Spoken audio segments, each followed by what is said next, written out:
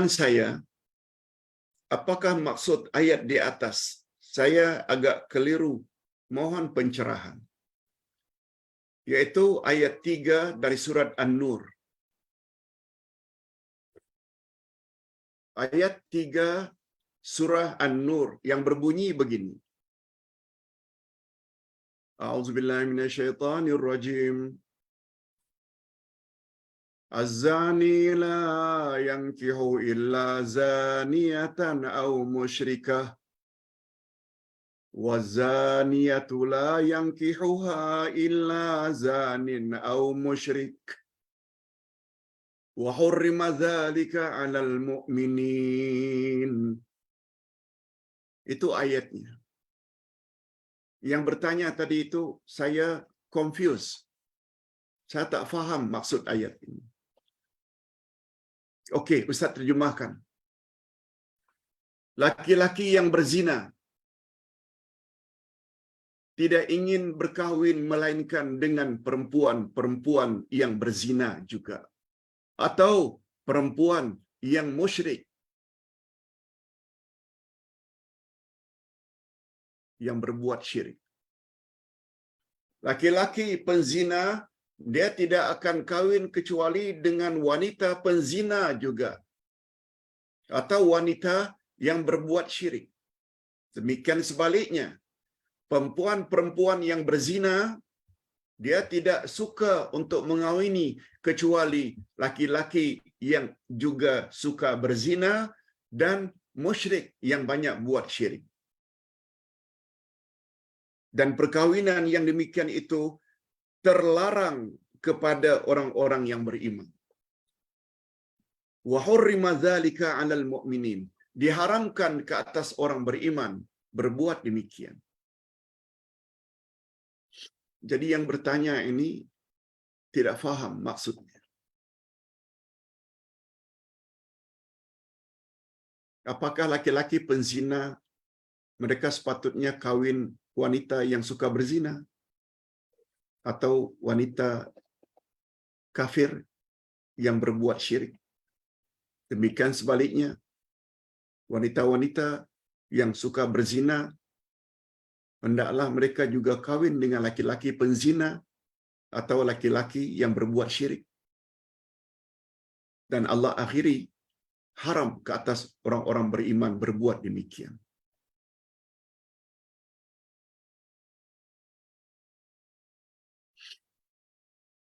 Hadirin dan hadirat, para ulama tafsir berbeza pendapat dengan bermacam-macam pandangan.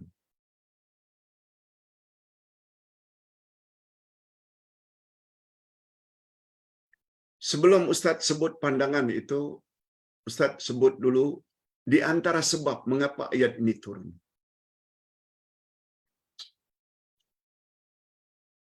Di antara penyebabnya ialah antara Muhajirin dan Ansar.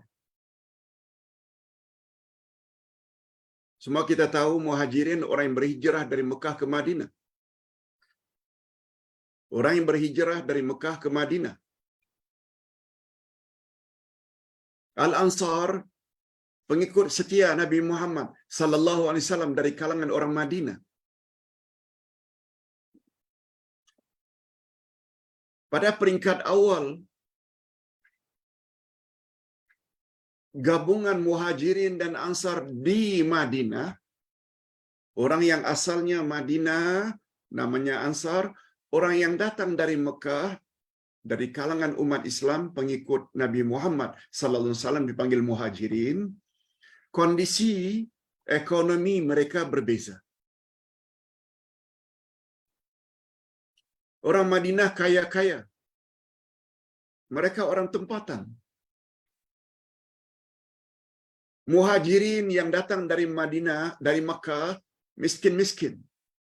Walaupun mereka ketika di Mekah orang kaya, punya kebun kurma,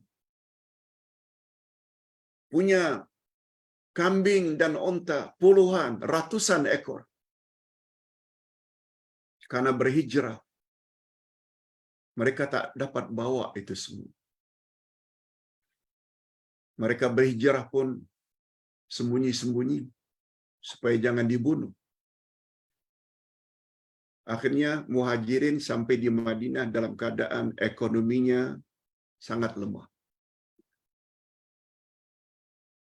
Okey, kita ringkaskan. Di Madinah ketika itu banyak wanita-wanita jahat. Maksud Ustaz, wanita jahat ini wanita yang tidak elok. Wanita yang suka menjual dirinya untuk mendapat duit. Dengan kata lain, mereka berzina. Berzina. Dengan berzina, akhirnya mereka dapat kumpul banyak duit. Pelacur-pelacur zaman itu kaya raya. Semua orang bayar apabila orang dapat memuaskan nafsu seksnya. Lalu sahabat-sahabat Nabi sallallahu alaihi wasallam dari kalangan Muhajirin yang hidup miskin bertanya kepada Nabi, kami hidup miskin, makan pun susah. Boleh tak kami kawin dengan pelacur-pelacur itu? Mereka banyak duit supaya mereka boleh topang hidup kami. Itu dia jalan cerita.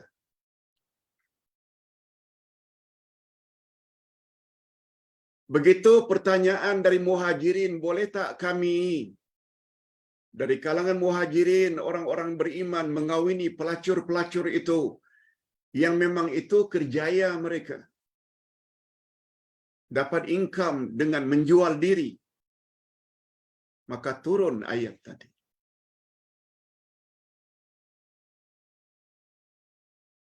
Tidak boleh orang-orang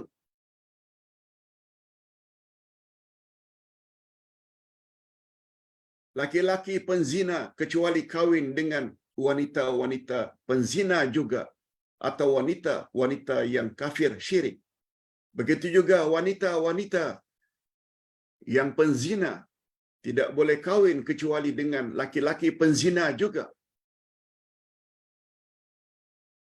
Lalu Allah Subhanahu wa taala haramkan orang-orang beriman mengawini pelacur-pelacur tadi.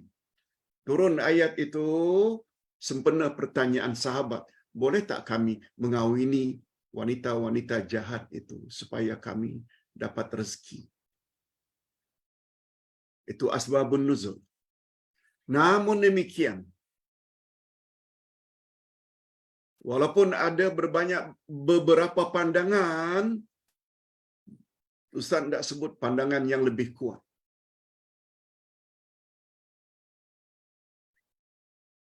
Pandangan yang lebih kuat hanya membawa makna tidak patut laki-laki penzina itu kecuali kawin dengan wanita-wanita penzina juga.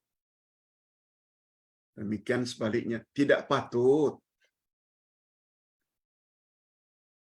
Seterusnya, pandangan yang kuat ini mengatakan, apabila penzina tersebut sudah tobat dengan tobat nasuha, tidak ada halangan untuk mengawini mereka sebab peranan tobat dari dosa-dosa sebelumnya, besar macam manapun. Kalau seseorang itu telah tobat, dia macam orang yang tidak berdosa lagi. Dengan kata lain, apabila penzina-penzina itu tidak lagi melakukan kerja tersebut, tobat nasuha, sah kawin dengan mereka.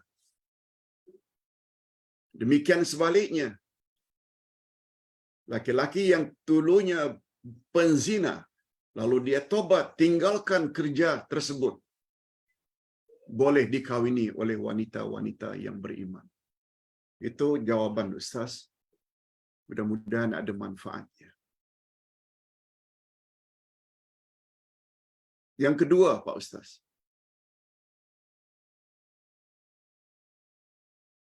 Bolehkah pengamal perubatan, dukun, bomo, atau yang bergelar ustaz, yang merawat.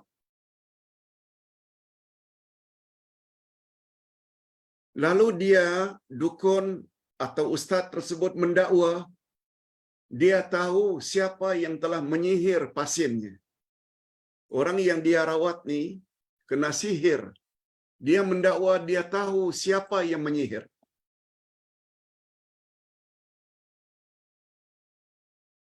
Sebab dia mengatakan bahawa dia ada ilmu makrifat.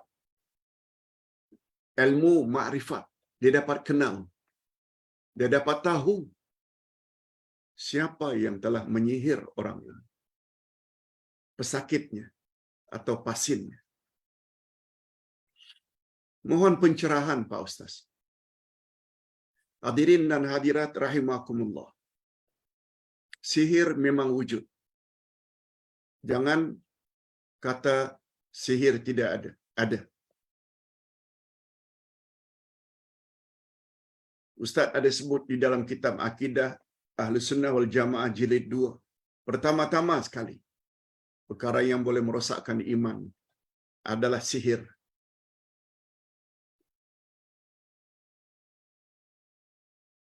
Sihir adalah syirik. Nah, ustaz tersebut, dukun tersebut, bomo tersebut mengetahui dia tahu siapa yang telah menyihir. Ini tidak boleh kita percayai.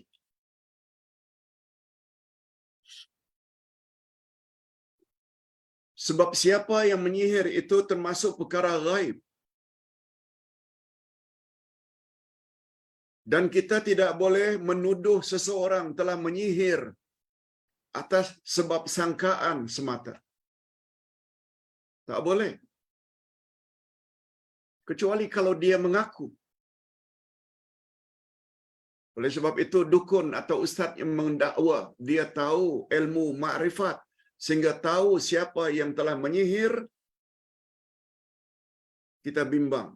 Ustaz tersebut, dukun tersebut, telah bekerja sama dengan qarin, syaitan pengiring, yang ingin menyesatkannya. Hadirin dan hadirat, bila pasien itu kita beritahu siapa yang telah menyihirnya, umpamanya ustaz atau dukun kata, aku tahu siapa yang menyihir kamu. Dia bukan orang lain. Dia adalah sepupu kamu juga.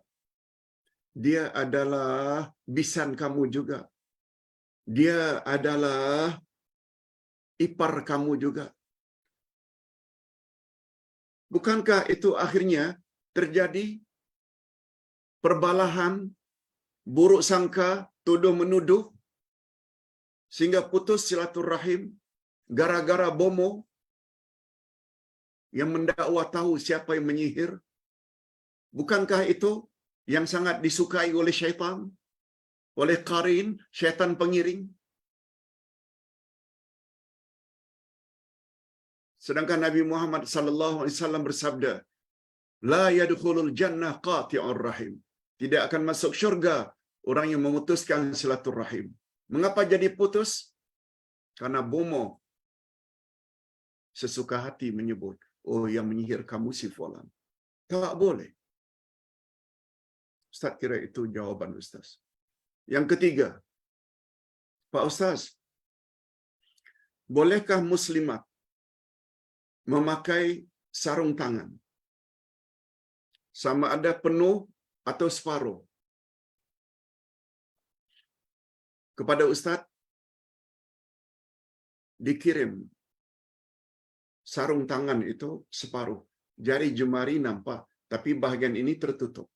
Bahagian ini juga tertutup. Hadirin dan hadirat, Nabi Muhammad sallallahu alaihi wasallam bersabda dalam hadis sahih riwayat Imam Bukhari. Apa bunyi hadisnya? La tantaqib al-mar'atul muhrimah wala tasbal al-qaffazain. Tidak boleh wanita yang sedang memakai ihram, memakai purdah atau tutup muka, tak boleh. Juga tidak boleh memakai sarung tangan. Hadis sahih riwayat Imam Bukhari. Jadi atas dasar itu, selain muka tak boleh ditutup, telapak tangan juga jangan ditutup. Adapun pertanyaan, apakah yang ini juga tak boleh Pak Ustaz? Separuh saja ditutup. Menurut pandangan Ustaz, sebaiknya jangan. Pergelangan tangan ini nih biar terbuka depan dan belakang. Itu lebih selamat. Jangan tertutup. Sebab ada hadis Nabi, da' ma yaribuka ila ma la yaribuk. Tinggalkan apa yang meragukan kamu dan ambillah apa yang sudah tidak meragukan lagi. Walaupun tidak tutup sepenuhnya, tapi paling kurang meragukan. Sebab tutup separuh. Seperti orang yang memakai ihram, pakai emas, dilarang. Walaupun tidak menutup semua muka. Separuh juga. Kecuali darurat. Emergency. Karena penyakit umpamanya COVID-19. Itu tak mengapa. Tapi untuk sarung tangan ni rasanya tidak ada darurat. Tak ada emergency. Better, kalaupun takut lengan ini terbuka, pakai sebagaimana yang dipakai bermula daripada pergelangan tangan ini. Seterusnya, macam kita memakai stokin, lagi bagus. Wallahu a'lam. Ini pertanyaan tambahan yang keempat. Pak Ustaz, kita tahu bahawa kita boleh jamak salat setelah sampai di rumah selepas musafir. Betul?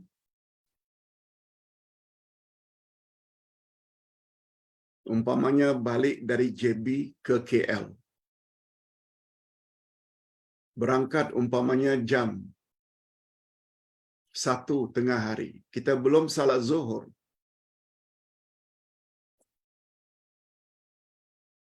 Kita boleh salat di Seremban, dinilai sebelum sampai KL. Jamak kasar.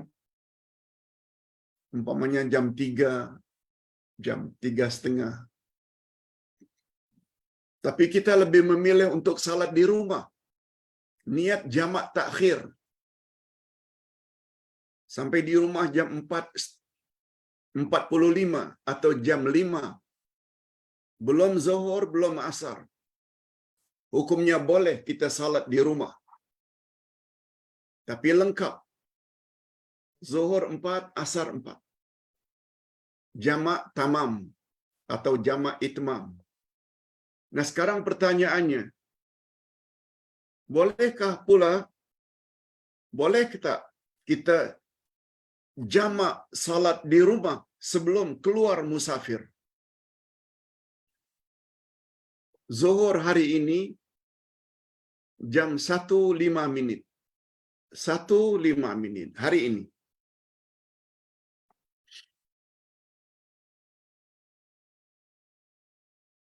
Kita hendak berangkat jam 3 umpamanya dari KLIA ke Jakarta. Jam 3. Lalu jam 1:10 masih lagi ada di rumah. Perjalanan Sungai Besi KLIA sekitar 45 minit. Jam 1:10 di rumah.